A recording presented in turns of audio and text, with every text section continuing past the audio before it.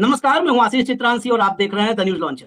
Behind the scene में आज हम इंडियन एयरफोर्स के उस हकीकत के बारे में बात करेंगे जिस हकीकत को मोदी और पॉमेरियन मीडिया ने दबा दिया है, छिपा दिया है। और ये वो हकीकत है जिसकी वजह से एयरफोर्स चीफ, हमारे वायुसेना के प्रमुख एपी सिंह गुस्से में हैं और बार बार मंचों से उनका ये गुस्सा, उनकी खीज जाहिर हो जाती है। आपको याद होगा राजनाथ सिंह के सामने मंच से हमारे वायुसेना प्रमुख ने क्या कहा था कि हम ऐसी डील पर भी साइन करते हैं जो हमें पता होता है कि ये डील पूरी होने वाली है ही नहीं, हमें मिलने वाला ही नहीं है जो चीज, उस डील पर भी हम साइन करते हैं। मैं सीधे खबर पर आता हूं बिना किसी भूमिका के। ये बहुत महत्वपूर्ण है। मेरा निवेदन है, हो सकता है इस वीडियो में हम बता देते हैं आपको, इस वीडियो में मसाला कम मिले, इसमें सरकार गिर जाएगी, उलट पलट हो जाएगा, खेला हो जाएगा, इस टाइप का कुछ नहीं है। लेकिन ये इतना संवेदनशील है, इतना महत्वपूर्ण है हमारे लिए, हमारे देश के लिए, कि आप सबको जानना जरूरी है। मैं आपको सबसे पहले एक स्क्रीनशॉट खबर की दिखाता हूं। ऐसी बहुत सारी खबरें आपको मिलेंगी अलग अलग मीडिया हाउस के पोर्टल्स पर या चैनलों पर। ये देखिए क्या लिखा है। धूल चाटेंगे J-36, J-50, F-47, F-35 भी फेल। धूल चाटेंगे J-36, J-50 और F-47, F-35 भी फेल। छठी पीढ़ी का फाइटर जेट बनाएगा भारत। चीन पाकिस्तान की हेकड़ी गुम।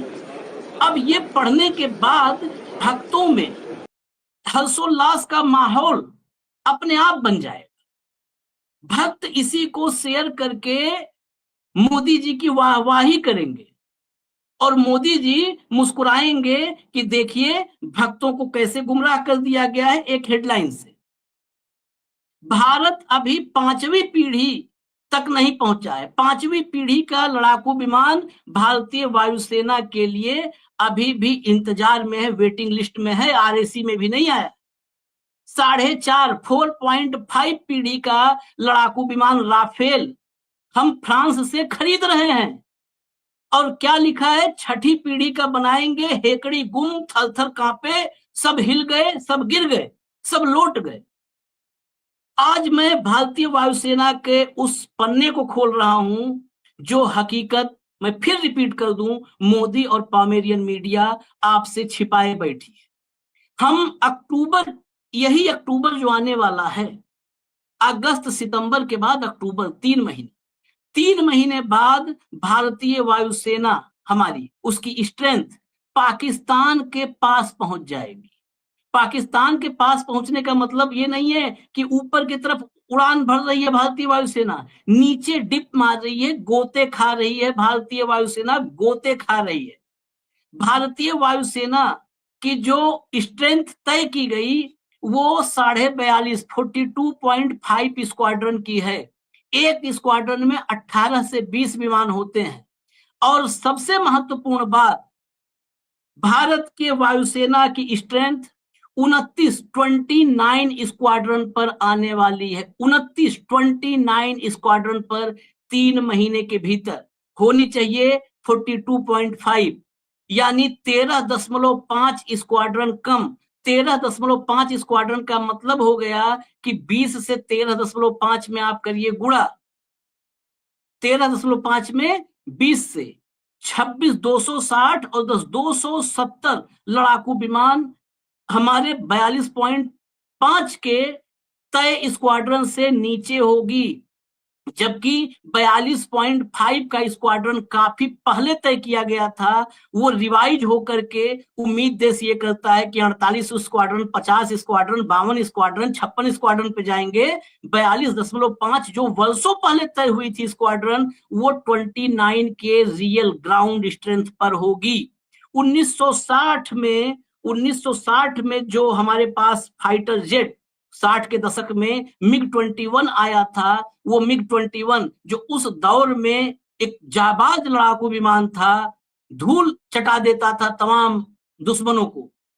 बाद में आज 2025 आते आते उसको हवा में उड़ता ताबूत कहा जाने लगा। MiG-21 ने भारत के बहुत सारे पायलट्स की जान ले ली।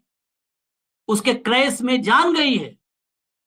अब MiG-21 को भारतीय वायुसेना से रिटायर करने का वक्त आ गया है और वो रिटायरमेंट अक्टूबर तक होगी। उसके रिटायरमेंट के बाद MiG-21 के आउट होने के बाद हमारी स्क्वाड्रन 29 पे रह जाएगी, जो 32 मानी जा रही है आज की तारीख में, वो 29 पर आ जाएगी। अब मैं आपको डिटेल में एक एक तथ्य बताता हूं। 60 के दशक का ये बेहतरीन जो फाइटर जेट है, इसके बाद जब 29 हमारी अक्टूबर में 29 स्क्वाड्रन हमारे पास रहेगी, तो पाकिस्तान के पास उस वक्त 25 स्क्वाड्रन होंगे। 25 स्क्वाड्रन होंगे पाकिस्तान के पास और भारत के पास 29 स्क्वाड्रन, यानी 4 स्क्वाड्रन, यानी 80 लड़ाकू विमान मात्र पाकिस्तान से ज्यादा भारत के पास होंगे। ये बराबरी, क्या कहेंगे इसको, ये शर्मनाक बराबरी है, शर्मनाक बराबरी है। मैं ग्राफिक्स कहूंगा, जरा ग्राफिक्स लाए अगर कंट्रोल रूम स्क्रीन पर, तो वो ग्राफिक्स मैं आपको दिखाना चाहता हूं। ये ग्राफिक्स देखिएगा जरा। चीन के पास कुल 66 स्क्वाड्रन है, चीन के पास। भारत के पास कितने होंगे अक्टूबर में? 29, यानी 2 गुने से ज्यादा चीन के पास स्क्वाड्रन होंगे। एक स्क्वाड्रन में आमतौर पर 18 से 20 लड़ाकू विमान होते हैं। 2 महीने में भारत के पास कुल 522 लड़ाकू विमान होंगे, 522। पाकिस्तान के पास 450 लड़ाकू विमान होंगे और चीन के पास 1200 लड़ाकू विमान होंगे। रोकिएगा, पाकिस्तान के पास 450 और चीन के पास 1200 लड़ाकू विमान। आप याद कीजिए कल का स्टेटमेंट जहां पाकिस्तान और चीन की मुलाकात हुई। इसको रोक दीजिए, ग्राफिक्स को यहीं पर रोकिए। हाँ, पाकिस्तान और चीन की मुलाकात हुई और उस मुलाकात में आयरन ब्रदर कहा है चीन ने पाकिस्तान को, पाकिस्तान ने चीन को आयरन ब्रदर, यानी लौह भाई, आयरन ब्रदर। वो आयरन ब्रदर 1200 इधर और 450 उधर। और ये जो अभी ऑपरेशन सिंदूर के बाद जो संघर्ष हुआ, इस संघर्ष में पाकिस्तान के पीछे से चीन जैसे लड़ा है, उन दोनों के संयुक्त ताकत को देखें तो 1200 और 1650, 1650 उनके पास होंगे और हम 500 के आसपास रहेंगे, 500 विमानों के आसपास। 3 गुने से ज्यादा का अंतर होगा। इसको रोके रहिए ग्राफिक्स को। महत्वपूर्ण यह है कि वायुसेना प्रमुख, जैसे मैंने शुरू में बताया, कि बार बार चिंता जता रहे हैं। हाल ही में उन्होंने कहा था कि भारत को हर साल कम से कम 40 लड़ाकू विमान शामिल करने की जरूरत है। हर साल 40 लड़ाकू विमान शामिल करने की जरूरत है। एक्सपर्ट्स जो डिफेंस के हैं वो कहते हैं कि अगर भारत अपनी रणनीति में सुधार नहीं करता तो अगले 10 साल में पाकिस्तान के बराबर लड़ाकू स्क्वाड्रन हो जाएंगे, यानी 29-25 भी नहीं रह जाएगा, बराबर पे खड़े होंगे पाकिस्तान और भारत। मिराज, अब जो एयरफोर्स में जो विमान है उनकी जो उम्र है उसको देखते हुए मिराज, जगुआर और मिग के जो वेरिएंट हैं, ये सब के सब एक एक करके स्टेप बाय स्टेप ये सब रिटायर हो जाएंगे। और जब ये सब रिटायर हो जाएंगे तो फिर हालात क्या होंगे? राफेल के अलावा मिराज, जगुआर अगर सब रिटायर हुए तो फिर बचेगा क्या हमारे पास? आखिरी 2 स्क्वाड्रन, यानी करीब 40 विमान मिग के जो हैं, ये भी अब हटाए जाना शुरू हो चुका है। अब ये अगला पॉइंट देखिए जरा, ग्राफिक्स को ऊपर ले जाइए। 6ठा नंबर पॉइंट देखिएगा जरा गौर से आप लोग। 2015 में 126 jet medium multi role combat aircraft का सौदा एक हुआ था यूपीए के समय में। इस सौदे को रद्द कर दिया गया और उस सौदे को रद्द करने का नतीजा आज जो हम आपको बता रहे हैं, जो आंकड़े दे रहे हैं, तथ्य दे रहे हैं, ये उसी का नतीजा है। आप कल्पना कीजिए, राष्ट्रवाद के नाम पर ढोल पीटने वाले, चुनाव प्रचार करने वाली सरकार 126 जेट का सौदा रद्द कर दी और देश में इस पर चर्चा नहीं हुई। 36 राफेल जेट लेकर के आए। 36 राफेल, जब 126 का सौदा था, 36 लेके आए, ये कहां से पर्याप्त हो सकते हैं? ये सवाल मैं आपसे कर रहा हूं। 8वां नंबर पॉइंट देखिए, भारत ने 26 और राफेल का ऑर्डर दिया है, ताकि कोई आपको कोई तथ्य बताए तो आपके पास बिल्कुल क्लियर कट आपके सामने सारे तथ्य हो, सत्य। 26 राफेल का और ऑर्डर दिया है। वो कब पूरा होगा नहीं पूरा होगा इस पे हम बहस ही नहीं करते हैं, लेकिन ये 26 राफेल इंडियन एयरफोर्स के लिए नहीं है, ये नेवी के लिए है, क्योंकि व्हाट्सएप पर ऐसी चीजें बता करके ये नेवी के लिए, एयरफोर्स की ताकत सोचिए इस 26 से नहीं बढ़ने वाली।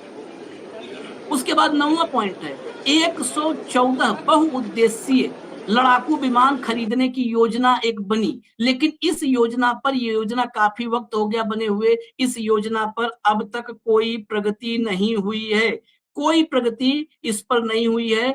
ये आप अब ग्राफिक्स को यहां पर रोक दीजिए, कोई प्रगति नहीं हुई।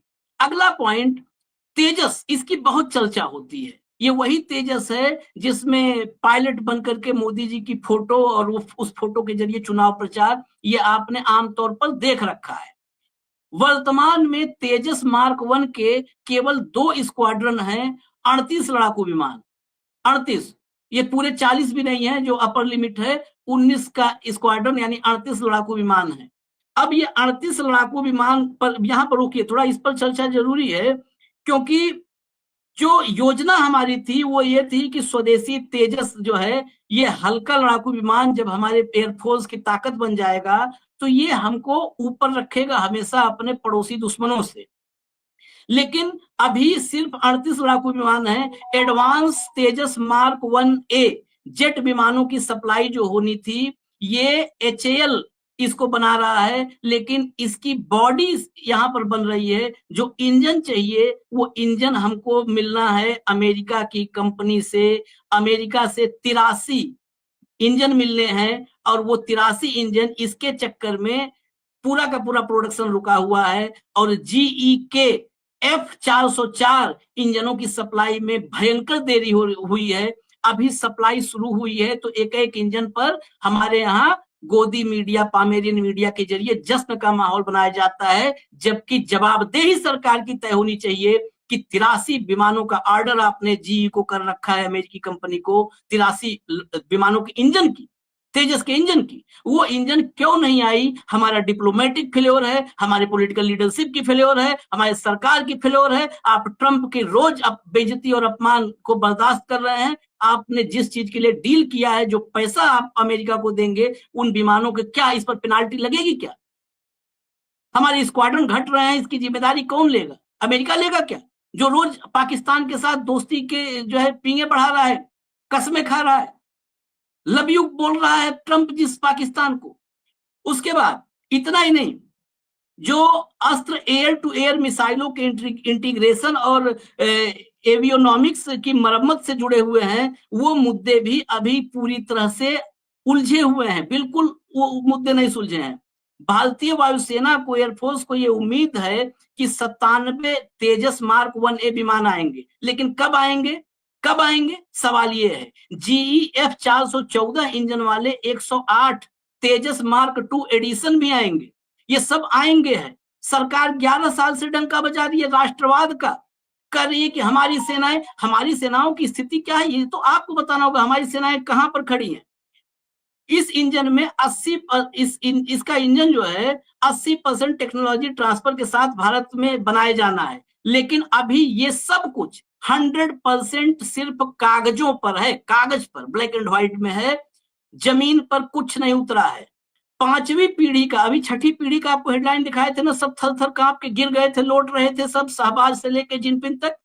5वीं पीढ़ी का एडवांस मीडियम फाइटर प्लेन हमारे यहाँ एक प्रस्तावित है।